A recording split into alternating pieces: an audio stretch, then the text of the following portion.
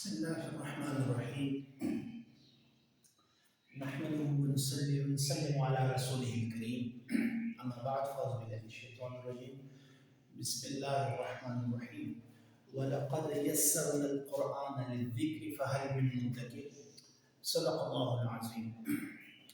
معزز طلباء و طالبات، ہمارا آج کا معلم القرآن کا جو موضوع ہے وہ ہے واحد کو سنگولر کو پلورل بنانے کا طریقہ. how to convert a singular noun to plural. تو یہاں پر میں نے دو مخصوص اسٹرکچر ساخت والے الفاظ فارمیٹ ذکر کیے. اسٹیپ 1 میں ہمارے پاس مخصوص ساخت اسٹرکچر والے الفاظ آتے ہیں. مثلا کون سے ایسا لفظ جو مسلم مؤمن محسن کے فارمیٹ ساخت پر ہو، تو اس سنگولر ورڈ کے اینڈ میں ہم واو نون کا اضافہ کر دیتے ہیں، یعنی مسلم پلس واو نون مسلمون بن جاتا ہے. مؤمن پلس واو نون مؤمنون، لائک سورۃ المؤمنون. یا اس کی مزید اگر میں اگزامپل دوں، مزید مثالیں، تو مجرمن یہ کامن ورڈ ہے، مجرمن. اس کے ساتھ میں واو نون کا اضافہ کر دیتا ہوں تو یہ بن جاتا ہے مجرمون. اسی طرح اگر میں مکرمن کے ساتھ واو نون کا اضافہ کروں تو یہ بن جاتا ہے مکرمون. یہ پہلا پوائنٹ.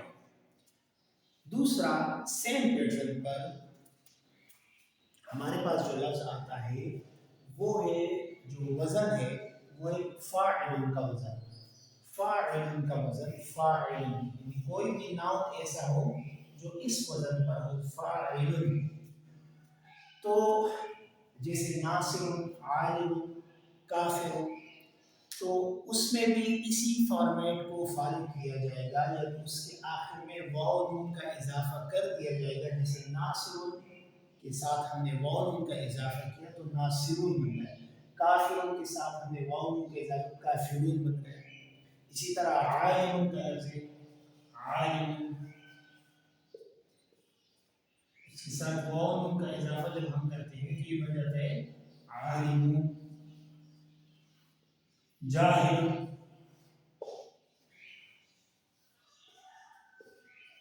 واو نون کا اضافہ کرتے ہیں تو یہ بن جاتا ہے جاہلون.